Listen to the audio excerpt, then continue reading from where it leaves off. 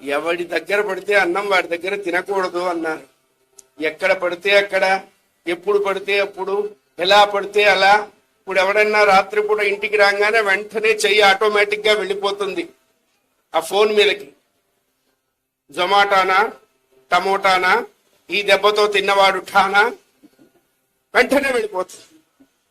వాడు కూడా 9:30 వరకు చూశాడు, ఎవడూ రాలేదు.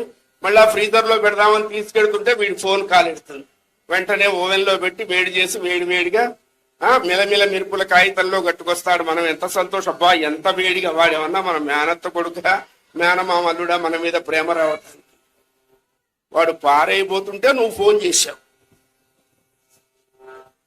ఏ అన్నం ఎందుకు తినకూడదు అన్నాడు. ఆ వండేటప్పుడు వాడి మానసిక పరిస్థితి ఎలా ఉన్నదో, వాడు దేని యందు మనస్సు లగ్నం చేసి ఉన్నాడో, అందుకనే భగవన్నామం చేస్తూ వంట చేయాలి అన్నాడు. మొగిలి రేకులు, విస్తరాకులు, అమ్మాయి కాపురం, గాలిగోపురం, మాంగళ్యానికి మరో ముడి, వంటలక్క, మార్గశిర పిండం, కార్తీక దీపం. నా 3 నెలలప్పటి నుంచి చూస్తున్నా కార్తీక దీపం ఆరిపోదు, వెలగదు. ఇవి ఇప్పుడు ప్రపంచంలో కరోనా కంటే భయంకరంగా వ్యాపించి ఉన్న వ్యాధి సీరియళ్ల వ్యాధి. 8:50 లోపు ఎంత పెద్ద ప్రధానమంత్రి అయినా డైరెక్ట్ గా ధైర్యంగా ఇంట్లోకి వెళ్ళి అన్నం పెట్టు అని అడగమనండి, నోబెల్ ప్రైజ్ నేను ఇప్పిస్తా.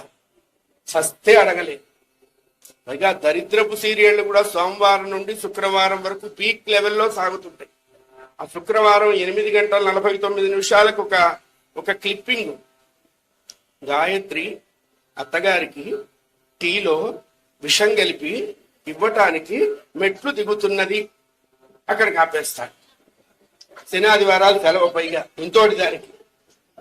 ఈ చూసే వాళ్ళకి అనుమానం, ఇచ్చిందా లేదా, ఇస్తే తాగిందా లేదా, తాగితే చచ్చిందా లేదా, చస్తే మైల పట్టాలా లేదా, మైల 3 రోజులా రోజున్నారా, ఎందుకు వచ్చింది హానిక పరానిక చెప్పండి.